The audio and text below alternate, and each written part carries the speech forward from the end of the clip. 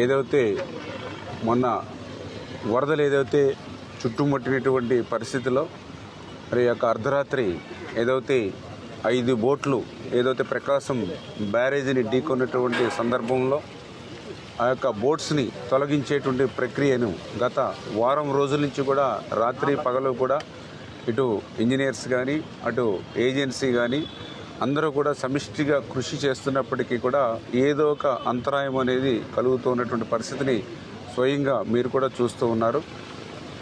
పర్టికులర్గా ఏదైతే ఒక్కొక్కటి కూడా వాళ్ళు అక్కడ ఉండేటువంటి పరిస్థితుల్ని దృష్టిలో పెట్టుకుని పనులు చేస్తూ ఉన్నారు. మొదట్లో మీరందరూ కూడా చూశారు, ఏదైతే మరి 14 టన్స్ ఉన్నటువంటి క్రేన్స్ను ఒక 2 పెట్టుకుని ఒక 10 టన్నులు ఉన్నటువంటి చైన్ బాక్స్లు పెట్టుకుని మొదటి రోజు బ్రిడ్జి పై నుంచి తీయడానికి ప్రయత్నం చేస్తే ఏదైతే బోట్స్ కెపాసిటీ ఎక్కువగా ఉండడంతో మళ్ళీ సెకండ్ డే మళ్ళీ 50 టన్నుల కెపాసిటీ ఉన్నటువంటి క్రేన్స్ని మళ్ళీ ప్రత్యేకంగా తెచ్చుకుని వాటితో కూడా ప్రయత్నం చేసిన సఫలీకృతం కానిటువంటి పరిస్థితుల్లో మళ్ళీ ఎయిర్ బెలూన్స్ టెక్నాలజీని వాడాలని అనుకున్న ఇక్కడ ఏదైతే ఆ యొక్క వాటర్ లెవెల్ అనేది దానికి సూటబుల్గా లేదు, ఇక్కడ వర్కౌట్ కాదని అనడంతో మళ్ళీ ఏదైతే మరి విశాఖపట్నము అదేవిధంగా కాకినాడ నుంచి కూడా డైవర్స్ని కూడా తీసుకొచ్చి ఆ బోట్స్ని కట్ చేసి 2 ముక్కలుగా చేసి తీయాలనే ఆలోచనతో వాళ్ళు ప్రయత్నం చేసిన మరి ఏదైతే పర్టికులర్గా వేవ్స్ ఈ ప్రాంతంలో ఎక్కువ వేవ్స్ ఉండడం లోపల ఒక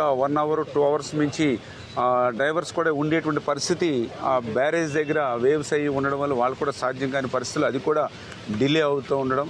దాంతో ఇంకా అబ్బులు వాళ్ళు కూడా కొంచెం ఎక్స్పీరియన్స్ ఉంది, కచ్చలూరు ఇంతకుముందు బోట్ను కూడా తీసినట్టు ఎక్స్పీరియన్స్ ఉందని ఆయన కూడా వచ్చి ఏదైతే 200 ఎక్స్వేటర్స్ అదేవిధంగా ఏదైతే మల్టిపుల్ రోప్ పుల్లింగ్స్ ఇవన్నీ పెట్టుకుని ఆయన కూడా లాగడానికి ప్రయత్నం చేయడం, దానికి తోడుగా ఒక 7 శాండ్ ఏదైతే బోట్స్ ఉన్నాయో వాటికి సహకారంగా ఉపయోగించడం, ఇట్లా అన్ని ప్రయత్నాలు ఒక్కొక్కటి చేస్తూ ఉన్నా దాన్ని జస్ట్ ఒక 20-25 మీటర్ల వరకు కూడా ఫ్రంట్కి తీసుకొచ్చి రావడం జరిగింది. ఇంకా వస్తుందనేటువంటి దశలో మళ్ళీ ఏదైతే అక్కడ సిమెంటు దిమ్మలు ఉన్నాయని చెప్తూ ఉన్నారు, దానికి మళ్ళీ అడ్డుపడి అక్కడ చిక్కున్నటువంటి పరిస్థితి.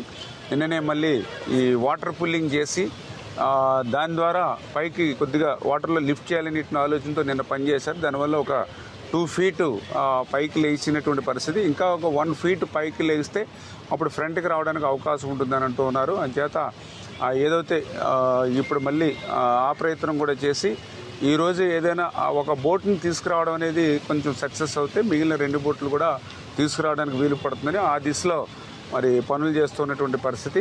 ఇప్పుడే డిజాస్టర్ మేనేజ్మెంట్కి సంబంధించిన మినిస్టర్ గారు కూడా మరి అనితి గారు కూడా రోజు కూడా ఇక్కడ కూడా జరుగుతున్న పనుల్ని పర్యవేక్షిస్తూ ఈరోజు కూడా స్వయంగా వచ్చి డిపార్ట్మెంట్ నుంచి కూడా ఇంకా ఏ రకంగా మనం సహాయ సహకారాలు కావాలనేది పూర్తిగా అందరం కూడా ఇరిగేషన్ కానీ డిజాస్టర్ మేనేజ్మెంట్ కానీ అదేవిధంగా సీఎం గారు కానీ అదేవిధంగా లోకేష్ గారు అందరూ కూడా ఏజెన్సీకి పూర్తిగా వాళ్ళకి స్వేచ్ఛనిచ్చి వాళ్ళు ఎట్లా అయితే డిజైన్ చేసుకుని ఎంత తొందరగా తీసుకురాగలిగితే అంత ఎర్లీగా చేయమని చెప్పడం జరుగుతుంది. కాకపోతే వాళ్ళు కూడా చెప్తూ ఉన్నారు ఏంటంటే గతంలో కూడా ఒక 3 ఇయర్స్ బ్యాక్ వైఎస్ఆర్సీపీ గవర్నమెంట్లో కూడా ఒక బోట్ని ఏదైతే వచ్చి అడ్డుపడిందో అప్పుడున్నటువంటి బోటు చాలా చిన్న సైజు బోటు, ఇప్పుడున్నటువంటి బోట్లో 1/3 కూడా లేదు. అటువంటి చిన్న బోట్ని తీయడానికే మనకి 3 డేస్, అది కూడా తీయడానికి కూడా వీలు కాకపోతే యాంగిల్ మార్చి కిందకి పంపించేసాం. చిన్న బోట్కే మనకి 3 డేస్ పట్టింది.